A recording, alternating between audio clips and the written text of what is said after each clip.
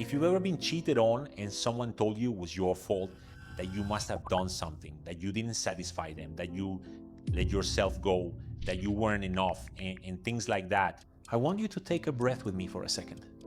Because that idea doesn't just hurt. That idea poisons you, it robs you of your dignity, it confuses your mind, it damages your self-esteem, and it leaves you trying to fix what you never broke. Yes, there are relationships with problems, and there are couples who disconnect, and there are wounds, and there are beliefs, and there are shortcomings, and all of that exists. But there is a truth that must be said standing tall and with a clear voice. What is it? That when someone chooses to betray you, lie to you, and maintain a double life, the responsibility lies entirely with the one who committed that betrayal. Not with the one who trusted. Not with the one who loved. So today we're going to navigate inside the mind of a cheater, especially the repeat cheater, the one who repeats the pattern, the one who promises to change, the one who cries, the one who swears, and when the fire dies down, does it again. And I'm going to tell you the very uncomfortable truth about whether they can change or not. I'm not going to tell you TikTok truths, and I'm not going to give you a friend's opinion over coffee. I'm going to tell you the truth that will help you decide clearly and protect your heart. If this is your first time here, my name is Johnny Abraham. I'm a best-selling author, international speaker, and emotional educator. I support tens of thousands of people in their real-life journeys, many of them people with a broken heart due to betrayal. Couples trying to rebuild, and also people who have been unfaithful and want to stop destroying what they say they love. At the end, I'm going to give you a very concrete micro exercise, which will be a reality map. So you can differentiate between a one-time mistake and an established pattern. And so you can decide from self-respect and awareness, not from fear. First of all, I want us to understand something basic. Infidelity is not just an event, it's a decision that reveals a mindset. And this is where a lot of people get lost, because they try to explain betrayal as if it were an accident. It happened, I didn't realize it, it just happened, it was a moment, I was vulnerable, it was the alcohol. No, betrayal, and especially when it happens repeatedly, doesn't just happen.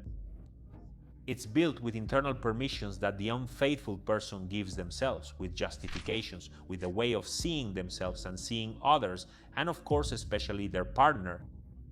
Now I want to tell you the vital distinction between impulse and pattern, because they're not the same.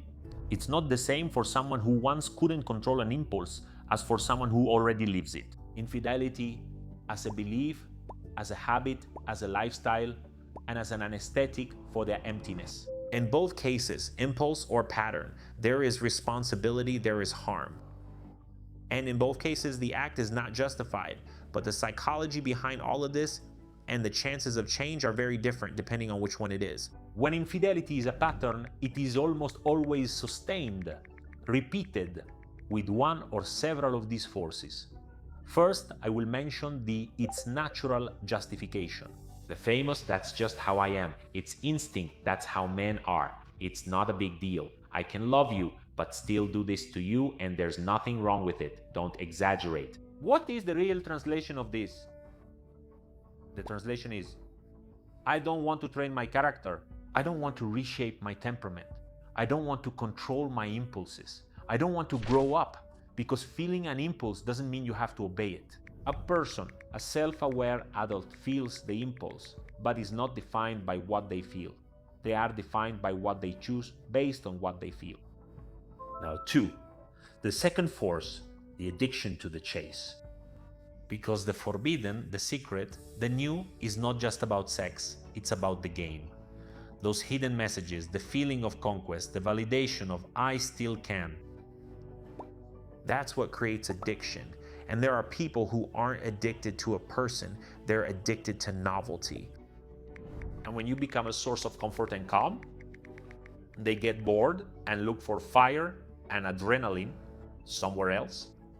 Third force that drives this, the feeling of being untouchable. It's the famous I can do it and nothing happens. My wife doesn't say anything to me. My man is a fool, he's not going to say anything, or if I cry, he'll forgive me. If I say it was a mistake, he'll get over it, man. Here there's usually emotional manipulation, because the cheater minimizes, blames, points fingers, confuses, gaslights. Sometimes there's also love bombing, so you'll forgive them. And then, obviously, you either believe them or you start doubting yourself. And especially when they promise they're going to change. You either believe them or doubt whether it was really just an isolated mistake. If someone never loses anything by betraying, then they learn that betraying is profitable, it's good, there's no punishment. Do you understand this? The fourth force, the me first mentality. That's selfishness, that's confused with self-love, that says my needs come first, I deserve it. If you don't give it to me, I'll look for it elsewhere. When someone operates from a me first mentality and doesn't care about you, then the other person stops being a partner and becomes a resource. It's my stability at home, but I go out and get excited elsewhere. I get thrilled elsewhere. It's the person who wants freedom without responsibility, pleasure without consequence, company but without real commitment. Love without respect is not love. What is it? Attachment. And love without integrity is not love. It's simply a convenience. Do you recognize any of these forces I mentioned in what you went through? Which of the four is most similar to what you went through? Please tell me about it. I would love to read your response. Now I want, as in each of these new episodes I've uploaded, to talk to you about real cases. And in this case, the one who allowed me to do it is Carlos, a student of mine who grew up in a house where his dad was everyone's hero and a ghost in his own family. What do I mean? That outside he was charismatic, successful, loved by everyone, the idol, the life of the party, as they say. But inside the house, he brought darkness. He was cold, he was absent, and he was critical. So Carlos never heard an "I'm proud of you." What did he hear? He heard, what you do is never enough, Carlos. And without realizing it, he grew up with a void that made him constantly need someone to tell him he was worthy. On the other hand, Valeria, in her own story, grew up watching her mom devote herself completely to her husband. Her mom taught her that a good woman endures, forgives, and never leaves, even when the relationship gets really complicated. So Valeria learned that to love is to endure, to tolerate, and that leaving means failing. So when Carlos and Valeria met, the match was instant. Why? Because he needed to be constantly admired. He needed to feel that he was valuable. And she needed to feel needed, one wound meeting another. A perfect match. Because while Valeria gave him all her admiration and put up with everything and was always there and basically depended on Carlos, Carlos felt fulfilled. But when life became routine, the kids came, work, exhaustion, Valeria could no longer be Carlos's infinite source of validation. She needed to take care of her kids, take care of other things, her own life. And Carlos didn't look inside himself for what he was missing. He looked outside. What did he look for? Another look, another woman who would make him feel man enough again, who would validate him. But it wasn't about sex. It wasn't because Valeria failed as a woman or as a wife or as a partner or a mom. It was because Carlos had never learned to value himself. And every time the emptiness returned to Carlos, he needed an injection from the outside that would give him validation, that would cover up the emptiness. And Valeria, with her conditioning that a woman, or rather a good woman, never leaves, well, she stayed, forgave, believed, waited, and he repeated and did it again. Not because he didn't love her, but because he had a childish, selfish love. He wanted everything without taking responsibility for anything. The way their wounds matched not only brought them together, it trapped them in a spiral, in a cycle, because he repeated his father's pattern. He was the idol outside, the charismatic one, the flirt, the overwhelming one, but inside his home he was destructive. And she repeated her mother's pattern, enduring, forgiving, putting up with everything, and never leaving. This went on until there was clearly a crisis, a very big one, in which Valeria realized that her loyalty to him was disloyalty to herself. And then both of them came to work through all of this with me. They healed, improved, and today they're much better. But why? Because each one healed their own wound. Did Valeria have to wake up first? Yes, but both of them wanted to take the leap afterward.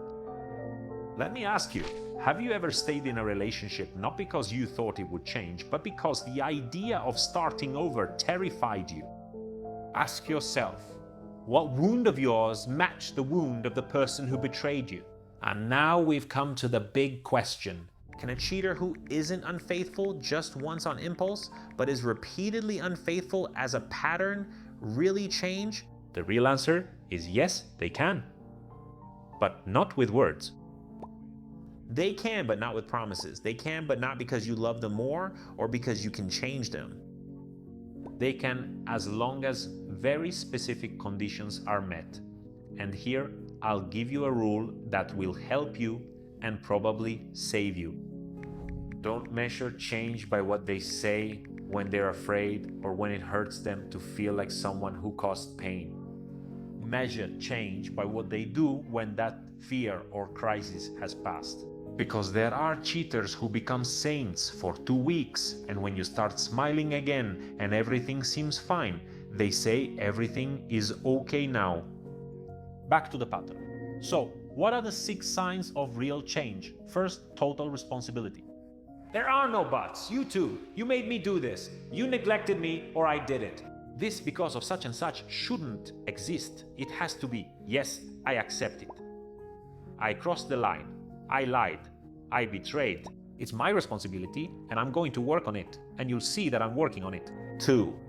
Sustained empathy, not just forgiveness, but the ability to hold your pain without getting angry and telling you to just get over it, but to understand that they left you with trauma, with a hyper-vigilant mode, with intrusive images, with anxiety. And even though they can't change that for you or heal that for you, that's your responsibility. That they hold space for it with patience and empathy. 3rd, there has to be a real break with the source of the chaos, meaning 0 contact. There's no such thing as she's just my friend or he's just my friend or I have to see them to talk and get closure. No, they have to cut ties with that person because that's emotional hygiene. 4th, there has to be transparency without resentment. Trust can't be demanded, it has to be built and rebuilt in this case. And if that unfaithful person wants to rebuild, then they have to accept certain measures. What is clarity, truth, coherence? This isn't meant as punishment or prison, but as a bridge to the new stage of the relationship. 5th, there has to be personal growth work and internal commitment. Because the problem isn't that person. The problem is the internal permission they give themselves. And if they don't work on it, their mindset, their shortcomings, their wounds, then they're just going to change victims. Every time they want to be unfaithful again, or even if they break up with you, they're going to do it again. They'll change strategies, context, tactics. But if there's no inner work and no process of growth and healing, it's always going to be the same. And 6, consistency over time. I'm talking about months, many months. That really is necessary, not just a few days to show you that he's already working on it. Because changing a pattern takes time, it takes effort. It requires navigating relapses and handling them with honesty and making adult decisions. If 3 or more of these signs are missing, there won't be any change. What there is just an act, and you can't love someone into becoming a person of integrity, because your love, no matter how noble it is, can be an anchor for someone. But it won't change someone. Am I clear about this? Tell me, please, crystal clear. And well, I promised you something concrete at the beginning of this episode, and here it is. It's called a reality map. I recommend you do it today on a piece of paper, and it has 3 very simple parts. Part 1, facts. I mean only facts, not interpretations. Ask yourself what exactly happened, how many times it happened, how you found out. Did he confess? Did you discover it? How long did it last? Were there additional lies to keep it going or not? Part 2, the pattern, the decisive question. Was this an isolated event, or is it already a recurring story? Are there signs of me first, or don't bring up that topic? Or does everything seem like a game of cops and robbers and they justify it like it's nothing? When you found out, what did he do first? Did he take responsibility or justify himself? And ask yourself, did he take care of me? I mean, was he emotionally responsible, or did he just look out for himself? Part 3, repair. Very important. With actions, not words. Did he cut off contact in a verifiable way with the woman or man he was involved with? Is he looking for a course, support, therapy, or some real growth process? Does he sit with your pain without demanding that you get over it quickly? And is he empathetic? Is there consistency when there's no longer the threat that he's going to lose you? Or does he just sit back, get comfortable, and repeat the same behavior? And now, the final question, maybe the hardest one, but also the most liberating. If nothing changes in a year, would you stay there? Would you sign up for life like that for the rest of your life? Answer yourself truthfully, not out of fear, because sometimes you stay not because you believe that person will get better, but because you're terrified of starting something new. Starting over is scary, yes, but living while betraying yourself slowly damages your soul. Are there people who change? Yes. But do they change when they stop seeing themselves as victims of their desires and start seeing themselves as responsible for their character, knowing they have wounds and wanting to change and heal them? They change when they accept losing privileges, giving up certain freedoms, giving up certain things. They change when they accept consequences, when they commit to inner work that lasts months or years, not with pretty speeches, not with empty promises. And there are people who don't change. I'll tell you bluntly and without beating around the bush. But not because they can't, but because they don't want to let go of what infidelity gives them. What does it give them? Ego, dopamine, power, escape, adrenaline, and a very false masculinity or a very misunderstood sense of female strength or power. If you're going through this today, take this phrase as an anchor. It wasn't your fault that you were betrayed, but it is your responsibility to choose yourself after the betrayal. Choosing yourself means setting boundaries for yourself. Choosing yourself means asking for the truth. Choosing yourself means leaving if what you get is manipulation. Choosing yourself means staying only if there is real repair. And if your heart is confused, remember this. The mind negotiates, but your body and all your emotions already know the answer. Your body knows when there is no sense of safety, when there are lies, when you are living all the time on alert. So listen to it. You are not here to become a police officer or a detective in your own relationship. You are here to love in peace, mutually. And healthy love doesn't ask you to tear yourself apart in order to stay. What healthy love asks of you is to build with your partner, with real progress, with determination, and with a lot of empathy and kindness. If you want to go deeper with me to heal from a betrayal, rebuild your self-esteem, understand patterns of infidelity, and make decisions with clarity. Or even if you were unfaithful and want to stop destroying what you say you love, or you want to overcome all of this because you ended things due to infidelity, I can support you. I have a class called The 3 Keys to Stop Suffering for Love and Love Yourself, which is completely free. I also have one-on-one sessions, group sessions, my books, workshops, courses. I have many things that can help you. Where can you find them? I'll leave the link in the description of this episode and in my Instagram profile. And before I go, leave me a comment with a phrase. Without a long explanation, just say what I need to trust again is, and complete the phrase. Or if you're deciding to leave, write today I choose myself. Don't forget to like this video so more people can see it. Subscribe to the channel so you get the next videos, and I'll see you in the next video.